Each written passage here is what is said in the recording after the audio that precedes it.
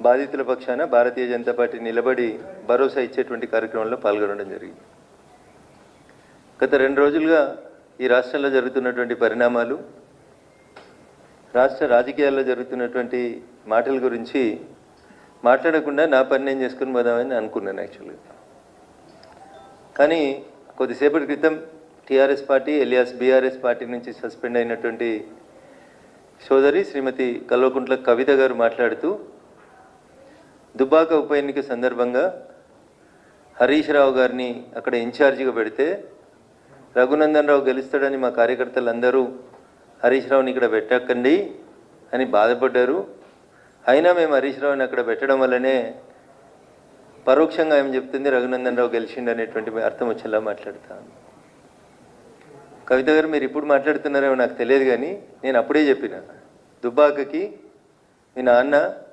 మీ అన్నతో పాటు సిద్దిపేట జిల్లాకి ఇన్ఛార్జి మంత్రిగా ఉన్నటువంటి హరీష్ రావు అనేట ఆయన చేసిన అన్యాయం అంతా ఇంత కాదని నేను 100 సార్లు చెప్పిన. దుబ్బాకకి అన్యాయం జరుగుతుంది, వచ్చిన ప్రతి రూపాయి అయితే గజ్వేల్ పోతుంది, లేకపోతే సిరిసిల్ల పోతుంది, లేకపోతే సిద్దిపేటకు పోతుంది, మధ్యలో దుబ్బాకకు అన్యాయం జరుగుతుందని దుబ్బాక నియోజకవర్గ ప్రజలు 100 సార్లు చెప్పిండ్రు. మీరు ఇవాళ అదే మాట కొత్తగా చెప్తూ దానివల్లనే ఏదో జరిగింది అన్నట్టు చెప్తా ఉన్నారు. అది నిజం. ఆ రోజు నేను మాట్లాడితే టీఆర్ఎస్ మీద ఏదో రఘునందన్ రావు కోపంతో మాట్లాడిందని అనుకున్నారు. But it is a fact. Dubbaka నియోజకవర్గానికి అన్యాయం జరిగింది అంటే టీఆర్ఎస్ పార్టీ నాయకులు గౌరవనీయులు అప్పటి మా జిల్లా మంత్రి హరీష్ రావు గారి వల్ల జరిగిందని నేను ఎన్నికల సందర్భంగా చెప్పిన, ఎన్నికల తర్వాత చెప్పిన.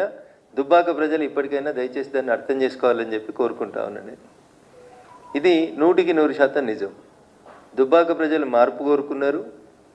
మీ కుటుంబ పాలన వద్దనుకున్నారు, మీ అవినీతి పాలన వద్దనుకున్నారు, దుబ్బాక నియోజకవర్గం మీద హరీష్ రావు గారి పెత్తనం వద్దనుకున్నారు. అందుకనే దుబ్బాక ప్రజలు స్వచ్ఛంగా మనస్ఫూర్తిగా ఓటేస్తే రఘునందన్ రావు గెలిచిండు తప్ప ఎవరి దయా దాక్షిణ్యాలతో రఘునందన్ రావు ఆ ఉప ఎన్నికలలో గెలవలేదు. 100% దుబ్బాక నియోజకవర్గ ప్రజలు మార్పు కోరుకున్నారు. హరీష్ రావు గారు దుబ్బాకకు చేస్తున్నటువంటి అన్యాయానికి వ్యతిరేకంగా రఘునందన్ రావు కొట్లాడగలుగుతాడు అని విశ్వసించారు కాబట్టే నాకు ఓటేసిరు తప్ప ఇంకొకటి కాదు. ఇక మీ కుటుంబ పంచాయతీలో మా పేర్లందరి పేర్లు కూడా మీరు మాట్లాడుకుంటూ పోయినారు. ఎస్, 100% మీరు ప్రస్తావించినటువంటి పేర్లలో దాదాపు అన్ని పేర్లు కూడా మీకు అందరికీ తెలుసు, మీ నాన్నగారికి కూడా తెలుసు. ఎవరెవరికి మీరు ఎట్లెట్లా అన్యాయం చేసిరు అనేటువంటి విషయంలో ఇవాళ మీరు కొత్తగా మాట్లాడితే మేమేం చేస్తాం, మీ సానుభూతి మాకు ఎందుకు, కానీ 100% అవన్నీ వాస్తవాలు. 2009లో ఏదో మీ అన్నకు వ్యతిరేకంగా 60 లక్షలు పంపిరు అని ఏదో మాట్లాడినారు కదా మీరు. ఇవన్నీ పాత చరిత్రనే. కొత్త చరిత్ర నాకు ఎమ్మెల్సీ ఎన్నికలలో 2009లో మహాకూటమి అభ్యర్థిగా ఇస్తే అప్పటి జిల్లా పార్టీ అధ్యక్షునిగా నన్ను ఎవరు ఓడగొట్టినో కూడా నేను పార్టీ అధ్యక్షుడైనటువంటి గౌరవనీయులు చంద్రశేఖరరావు గారికి చెప్పిన. కానీ ఆ రోజు కూడా యాక్షన్ తీసుకోలేదు. These are all facts. Nothing is an hidden thing. It is. ఇందులో కొత్తగా ఆమె చెప్పింది ఏం కూడా లేదు.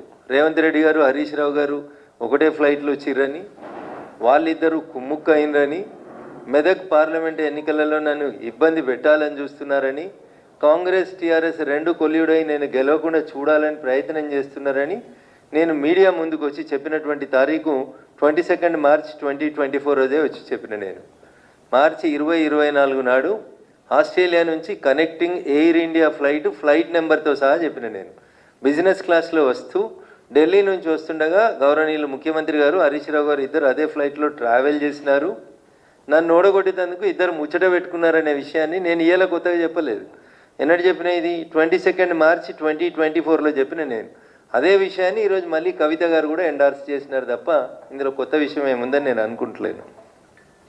2-3 సార్లు వాళ్ళు దుబ్బాక ఎన్నిక రఘునందన్ రావు అనే మాట తీసినారు కాబట్టి నేను ఈ విషయాలు చెప్తా ఉన్నాను తప్ప మాకు ఆ విషయాల గురించి, వాళ్ళ పార్టీ వ్యవహారాల గురించి, వాళ్ళ పంచాయతీల గురించి, వాళ్ళ కుటుంబం గురించి, వాళ్ళ కుటుంబ పంచాయతీల గురించి మేము మాట్లాడదలుచుకోలేదు. మేము ప్రజల కోసం పనిచేస్తాం. భారతీయ జనతా పార్టీ ప్రజల పక్షాన్నే నిలబడుతుంది. పాల వ్యాపారం చేస్తారా, నీళ్ళ వ్యాపారం చేస్తారా, ఒకళ్ళ కాలు బట్టి ఒకళ్ళు లాగుతారా? మరి పాల వ్యాపారం చేస్తుంటే ఇంతకాలం ఏం చేసిరు? అయోధ్య రెడ్డి గారు ట్వీట్ చేస్తే బహుశా అయోధ్య రెడ్డి గారు ఇప్పుడు ఎక్కడనో కమిషనర్గా ఉన్నట్టున్నారు. ఇన్ఫర్మేషన్ కమిషనర్గానో సమాచార హక్కు చట్టం కింద కమిషనర్గానో ఎక్కడ ఉన్నట్టున్నారు. మరి అయోధ్య రెడ్డి గారు మాట్లాడాలి. పాల వ్యాపారం ఏంది, ఎందుకు ట్వీట్ చేసినారు, ఎందుకు తీసేసినారు, ఇట్లాంటివి ఏమైనా ఉంటే వారు మాట్లాడుకుంటే బాగుంటుంది తప్ప మీరు అందరికీ మనిషి కింద బురదేసిపోదామని అనుకుంటున్నట్టున్నారు చెల్లె. బురదేమొద్దు, మేమంతా ఆల్రెడీ ఇవన్నీ మాట్లాడిన విషయాలే, ఇవన్నీ గతంలో మేము చెప్పిన విషయాలే. ఇందులో కొత్తదనం ఏముంది చెప్పు. కొత్తగా మీరు చెప్పింది ఒకటిగా మోకిలా ప్రాజెక్టు చెప్తే మీరు కొత్తగా మాట్లాడింది ఏం కనబడతలేదు మాకు. నిజంగా